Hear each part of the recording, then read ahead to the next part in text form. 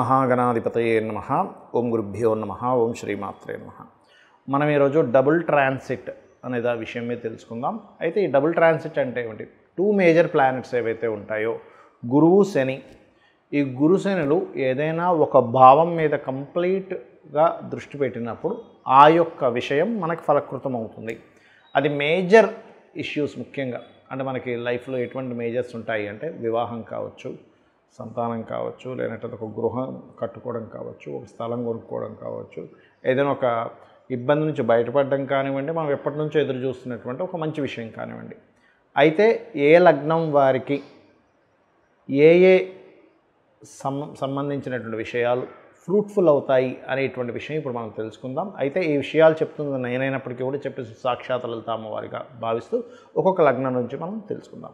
మేషలగ్నము, మేషరాశి. మేషం వారికి కనుక చూసుకుంటే మొట్టమొదటిగా అసలు ఈ డబుల్ ట్రాన్సిట్ అనేటువంటిది ఏ భావానికి ఇది కనెక్ట్ అవుతుంది అని చెప్పి చూసుకున్నట్లయితే మేషం వారు హయ్యర్ ఎడ్యుకేషన్ కోసం విదేశాలకు వెళ్ళి లేదా ఇక్కడే ఉండి కూడా హైయర్ ఎడ్యుకేషన్ రిలేటెడ్ సంబంధించిన వాటి కోసం ఏదైతే మీరు ప్రయత్నం చేస్తుంటారో ఆ ప్రయత్నం ఖచ్చితంగా సఫలీకృతం అవుతుంది, అందులో ఎటువంటి సందేహం లేదు. Point number 1. రెండవది, రెండో వివాహం కోసం. మొదటి వివాహం ఏదో కొన్ని కారణాల వల్ల అవతల వాళ్ళకి చెడిపోవడం వల్ల సమ్ ఇబ్బంది పడుతూ ఉంటారు. రెండో వివాహం మీద కూడా దీని యొక్క డబుల్ ట్రాన్సిట్ యొక్క ప్రభావం పడుతుంది. అయితే ఈ మేషం వారు మాత్రం శనికి ఖచ్చితంగా చేసుకోవాలి, ఎందుకంటే ఇక్కడ 12వ స్థానం మీద భాగ్యస్థానం మీద ప్రభావం ఉంది. అలాగే తండ్రి గారికి ఏదైనా రావాల్సిన కొన్ని ఆగిపోతుంటాయి. గవర్నమెంట్ జాబ్ చేశారండి, రావాల్సిన కొన్ని బెనిఫిట్స్ ఆగిపోయాయి అంటూ ఉంటారు. అంటే ఫాదర్కి ఉండే కొన్ని ఇబ్బందులు తొలగించేటువంటి కాంబినేషన్ ఈ డబుల్ ట్రాన్సిట్ మేషం వారికి. అలాగే ఇక్కడ మరొక విషయం ఏంటంటే ఈ కేవలం 9వ స్థానం మీదే ఉందా మేషం వారికి అంటే ఖచ్చితంగా 9వ స్థానం మీద ఎక్కువ ప్రభావం ఉంది మేషం వారికి చూసుకున్నట్లయితే. మిగతా రాసుల మీద ఇప్పుడు 7వ స్థానం మీద గురువు దృష్టి ఉంది. గురువు దృష్టి ఎప్పుడైతే ఉందో ఇది వివాహ యోగాన్ని మొదటి వివాహం కోసం ప్రయత్నం చేసే వారికి కూడా ఇస్తుంది, ఇవ్వదని కాదు. కానీ దీని ఎక్కువ ప్రభావం మాత్రం 9వ స్థానం మీద ఉన్నందుకు బ్యాంక్ నుంచి రావాల్సినటువంటి పెద్ద మొత్తంలో ధనం ఏదైతే ఉంటుందో, పెద్ద మొత్తంలో లోన్స్ ఏవైతే ఉంటాయో, బ్యాంక్ సపోర్ట్ అటువంటివి కూడా లభిస్తాయి. ఉన్నత విద్యల కోసం చేసేటువంటి ప్రయత్నాలు లభిస్తాయి. ఉపనయనాది కార్యక్రమాల కోసం ఎవరైతే ప్రయత్నం చేస్తుంటారో కొంతవరకు దాని ప్రభావం కూడా ఉంటుంది, ఇక్కడ ఉండదని కాదు. అయితే వీరికి పర్టికులర్గా మేషం వారికి ఈ 3వ స్థానంలో గురువు ఉన్నందుకు కొంతమంది సహాయ సహకారాలు అందడం అనేటువంటివి కూడా చాలా స్పష్టంగా గోచరిస్తుంది. కాబట్టి 3 గురువు ఎప్పుడు కూడా కొంచెం ప్రతి విషయాన్ని ఓపికగా, ఎందుకంటే మీకు ప్రస్తుతం నడుస్తున్న ఏలినాడ్స్ని 12వ స్థానంలో సంచరిస్తున్నందుకు ఇన్వెస్ట్మెంట్ చేయడానికి మీరు పెడుతున్నటువంటి ఖర్చులకి అవతల వాళ్ళకి కొన్ని సంజాయిషీలు ఇవ్వవలసి వస్తూ ఉంటుంది. పలాదానికి ఖర్చు అవుతుంది, మీకు అర్థం కావట్లేదని. ఎందుకంటే ఇక్కడ నిందలు పడేటువంటి యోగాన్ని ఇస్తూ ఉంటాడు. ఖర్చు విషయంలో కొంచెం చూసుకొని ఖర్చు చేయాలి, ఇన్వెస్ట్మెంట్ చేసేటప్పుడు కాస్త చూసుకొని ఇన్వెస్ట్మెంట్ చేయాలి. ఇక మీరు నిత్యము చేయవలసినటువంటి దేవతారాధన కేతు కుజ గ్రహాలతో పాటు, ఎందుకంటే ఇది సంవత్సరం చిల్లర ఉంటుంది గురువు శని యొక్క డబుల్ ట్రాన్సిట్ అనేది. కాబట్టి కేతుకుజ గ్రహాలతో పాటు శని గ్రహం దగ్గర కూడా దీపారాధన చేయండి, సూర్య నమస్కారాలు చేయండి, అన్ని విధాలు బాగుంటుంది. ఇక్కడ చాలామందికి ఏంటంటే సందేహం, ప్రతి లగ్నానికి గురువు కొన్ని లగ్నాలకి శుభుడైతే శని కొన్ని లగ్నాలకి శుభుడవుతాడు. ఇప్పుడు మరి డబుల్ ట్రాన్సిట్ పడ్డప్పుడు ఈ యొక్క విషయంలో మీకు ఫ్రూట్ఫుల్ అవ్వట్లేదు అంటే కొన్ని జాగ్రత్తలు తీసుకోవాలి. ఏమిటది? గురువు ఏ లగ్నాలకు శుభుడవుతాడు అని చెప్పి తీసుకుంటే మేషము, కర్కాటకము, సింహము, వృశ్చికము, ధనస్సు, మీనం గుర్తుపెట్టుకోండి.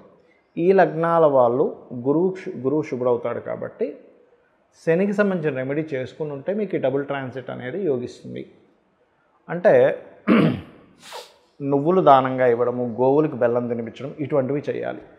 మరి శని శుభుడవుతాడు, గురువు పాప అవుతాడు కొన్ని లగ్నాలకి. ఏ లగ్నాలకి ఎక్కడుందండి దీని గురించి అంటే పరాశర మహర్షి చాలా స్పష్టంగా సర్వే త్రికోణ నేతారో గ్రహాహ శుభఫలప్రదాహ అని చెప్పడం జరిగింది. మిగతా 6 లగ్నాలు అంటే వృషభ లగ్నము, మిథునము, కన్యా, తుల, మకర, కుంభ లగ్నాలకి శని శుభుడవుతాడు. అలాంటి వారు గురువుకు సంబంధించిన రెమెడీ చేసుకోవాలి. అంటే ఏం చేయాలి అంటే శనగలు, ఎల్లో కలర్ వస్త్రము, 1 కేజీ బావు శనగలు, ఎల్లో కలర్ వస్త్రము గురువారం నాడు పురోహితుడికి ఎవరికైనా దానంగా ఇవ్వడం, గోవులకి మీరు చక్కగా ఈ యొక్క అరటికాయలు తినిపించడము, దగ్గరలో ఆలయం ఉన్నట్లయితే ఆలయంలోకి వెళ్ళి మీరు గంధము కానీ పసుపు కానీ దానంగా ఇవ్వడం, అంటే అక్కడ స్వామివారికి కైంకర్యానికి వాడుకోవడానికి అన్నట్టుగా మీరు ఇవ్వడం అక్కడ ఆ రకంగా చేయొచ్చు. మరి వీటితో పాటు ఇంకేమైనా చేయాలా, ఇంకేమైనా జాగ్రత్తలు తీసుకోవాలా అంటే ఒక విషయం గుర్తుపెట్టుకోండి. ఇక్కడ ఎప్పుడు కూడా ఈ 2 గ్రహాల యొక్క ప్రభావం ఏదైతే ఉందో కర్మ, జీవ అంటే మీ యొక్క కర్మని అనుభవింపజేసేటువంటి ఒక కాంబినేషన్. అంటే అది మంచి ఫలితాలు ఎక్కువగా ఇస్తుంది. గుర్తుపెట్టుకోండి, ఈ 2 గ్రహాల యొక్క దృష్టి అనేటువంటిది.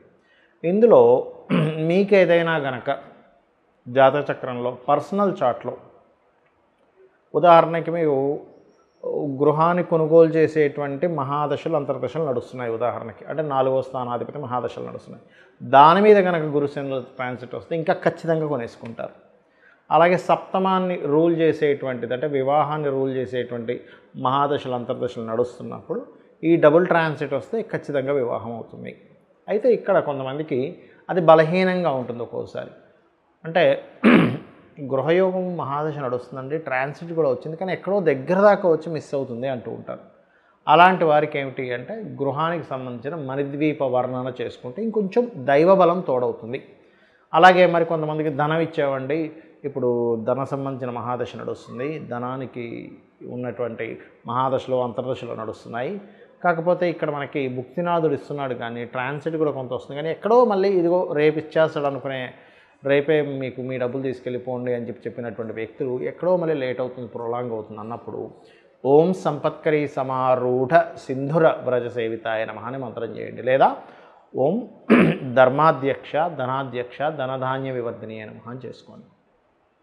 మరి కొంతమందికి సప్తమం మీద వివాహ సంబంధించిన కారకత్వాల మీద డబుల్ ట్రాన్సిట్ ఉంది, మహాదశలు నడుస్తున్నాయి, కానీ ఎక్కడో ఆగుతుంది. ఎందుకు అలా ఆగుతుంది అంటే వాళ్ళ పర్సనల్ చార్ట్లో సప్తమంలో కేతువో రాహువో ఏదో పాపగ్రహాలు ఉంటాయి, లేదా ప్రయత్న స్థానము అంటారు, అంటే ఎక్కువ ప్రయత్నం చేయవలసిన పరిస్థితి ఉంటుంది.